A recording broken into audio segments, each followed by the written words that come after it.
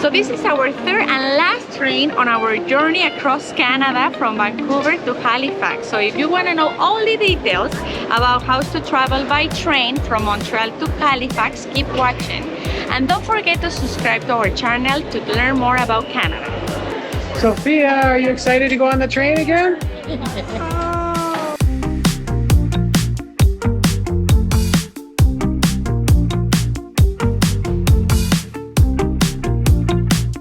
We're here at the Via Rail station in downtown Montreal, getting ready to go on our third and final train of our journey across Canada.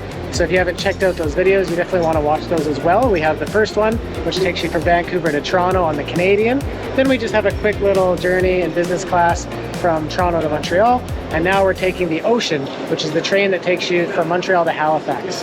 And this one is only 24 hours, so for this you also need to check in your bags, and because we're sleeping in a cabin, we just need to do a smaller bag to have with us in the cabin.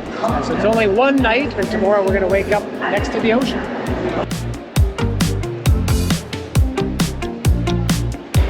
Hey baby, say hi.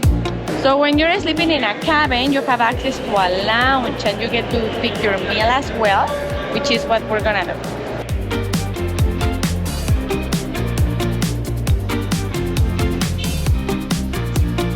All right, well now that we're all settled away, I can give you a quick tour of our little room here on the Ocean. It's actually quite a bit different than our room was on the Canadian. It looks kind of like more modern, I believe, and just totally different layout. So right behind me here, of course, we have the seats. There's actually 3 seats, even though it's a cabin for 2, which is kind of nice because then you have room for your bags in the middle, or you can actually pull down the seat, like the back of the seat, and there's some cup holders, and I guess if you're gonna have snacks and stuff in here, that's what you would want to do.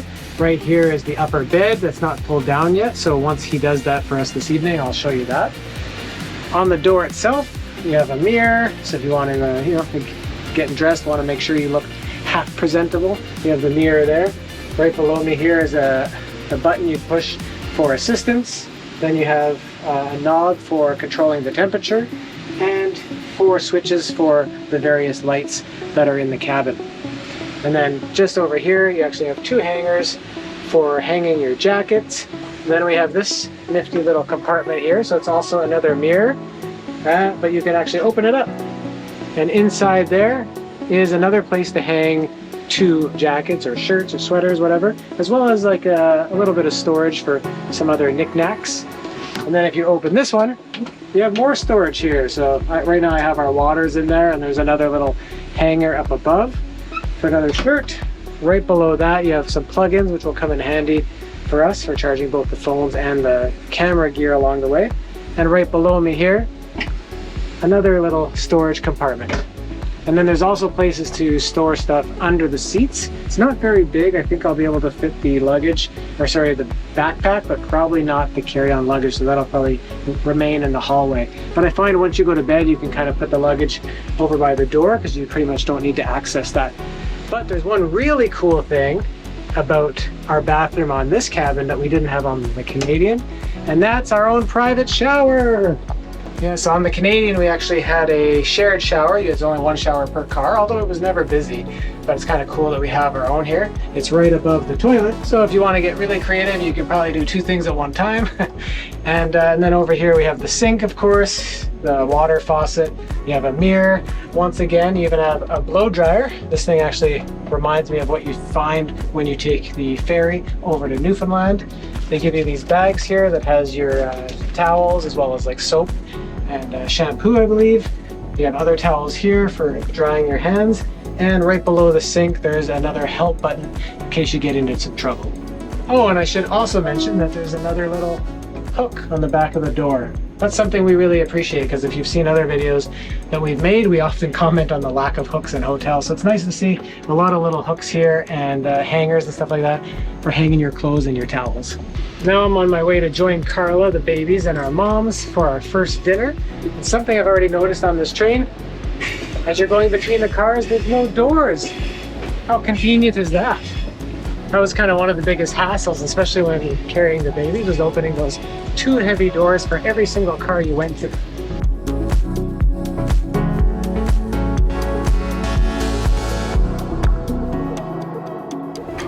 as usual, there's a 3-course meal, which includes a soup of the day or salad, as well as a main course. And there's usually 4 options, including 1 vegetarian. For tonight, I got a beef pot roast with shiitake mushroom glaze. And the sizes are also pretty fair, so you won't get hungry. And it's good. I mean, I don't find that they're like amazing, but like everything tastes like pretty good. And something different on this train, different from the Canadian, is that the meal includes soft drinks, which in the Canadian wasn't the case. You needed to pay extra, but coffee and tea is always included. I also really love the Capri salad we have, but something I noticed here is that instead of the full-on bench that we had on the first train, this one has a space in the middle, so unfortunately the babies can't sit, which was something that was really convenient on that one. So the babies are on our laps, which is the most challenging part I find traveling with kids on a train. Yeah, I think we've decided that after this meal, so tomorrow for breakfast and lunch, we're going to try to like split up and keep the babies in the car or in the cabin.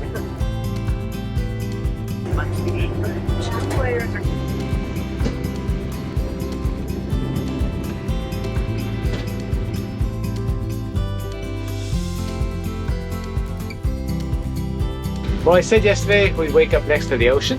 I only assumed that because the train's called the ocean, but we did technically wake up next to the ocean. It was actually more of a river, but when I looked on the Google Maps, it goes right into the ocean, and now we're in a place called Campbellton, and it's definitely ocean water. I don't know if this is a bay or an inlet or anything like that, but it's definitely ocean water, so that definitely counts. Well, it's time for breakfast now. They said it'd be served between 6 and 9, and for breakfast it's usually kind of open call. You just go whenever you want.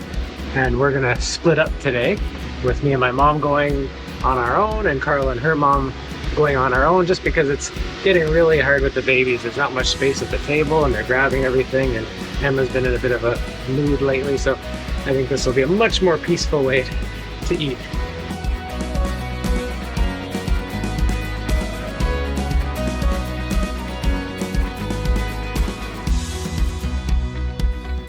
Now that we've spent a night on the train, we're gonna give you a tour of the train, but also we're gonna give you some of our pros and cons versus the Canadian, which is the train that you travel from Vancouver to Toronto.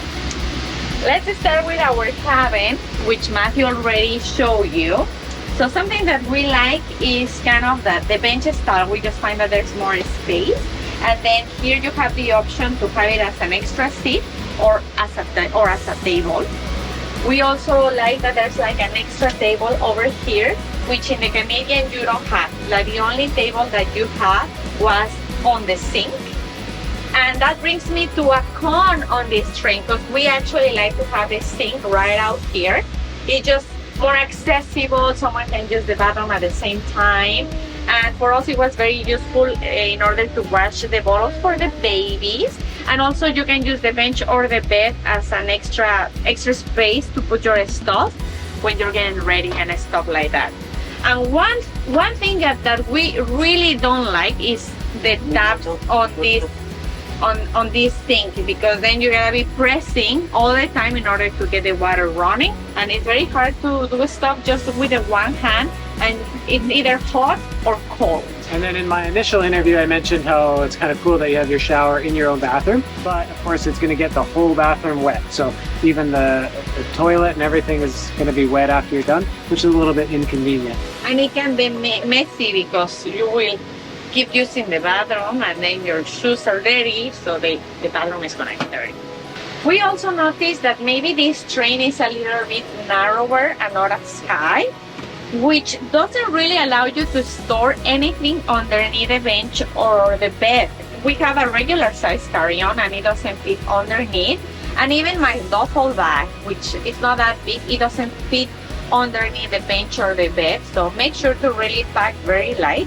You won't need too much stuff because it's only the one night and it's very convenient.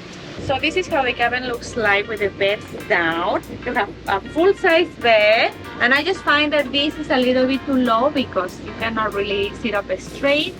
The beds are a little bit hard, but still I had a good sleep. And you also have a little table here. It just stays like this. Sometimes it's easy to knock it down. But anyway, you have something for a drink or your phone or whatever. And I just find that the ladder, as always, is a little bit on your way. You can maybe store things here. However, one benefit of these ladders versus the one on the Canadian is you can easily take them off. So at least you can put it on top of the bed if you have them up and have more walkway. They were kind of obviously not permanent on the Canadian, but I wasn't sure how you even do it. You had to get the guy to do it, I think. And other than that, yeah, I mean, it's always hard with a baby because this is really a single bed, and by the time we share it, even though a baby's little, they still take up Half of the bed. a third to a half of the bed. So you can imagine, even me on the top, I really had to sleep very, very tight. Continuing on with the tour, I'm going to take you down the car and into the lobby area. So as you can see here, there's 10 cabins for each car. Perhaps my favorite part of this train, no door going to the other cars. So in the Canadian, you have the two big heavy doors. Basically open one and you're kind of outside and away. And into the other one, it's kind of hard, especially when you're holding babies. So it's really nice to just walk freely between each car. You always feel like you're a little drunk as you're walking down the aisle. I also don't like the handles. It's easy to hit yourself. And finally you get the one door, but how easy. As you'll see, another benefit of this train over the Canadian is it has Wi-Fi. We really wish they would have had that, especially on that trip, because it's 4 nights. But it's only available in the lobby. And I can tell you now before we get there, because it's pretty busy. You'll see it's pretty busy. There's only probably about 10 seats, so it does fill up quickly. There's not as many places to hang out on this train.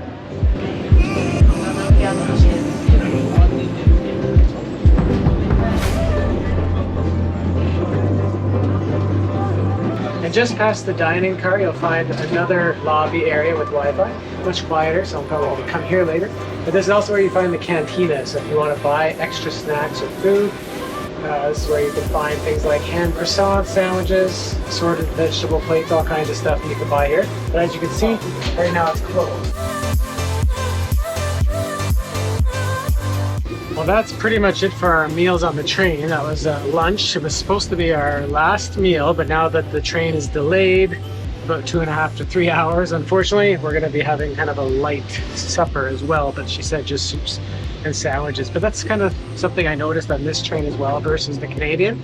The food is significantly better on the Canadian. On that train, you actually had a chef making all your meals. You had like fresh made to order omelets. So definitely the food is much better on the Canadian.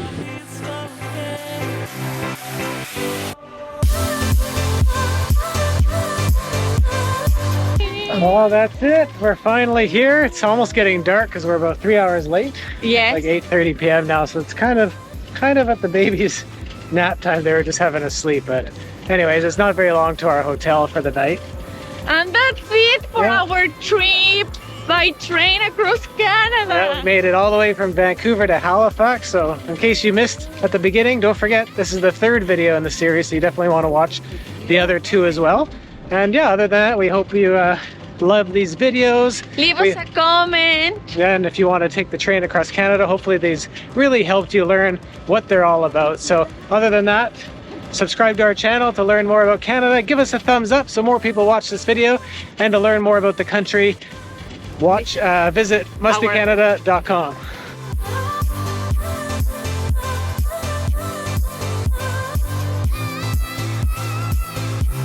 Once again, I've reunited with my sweetheart.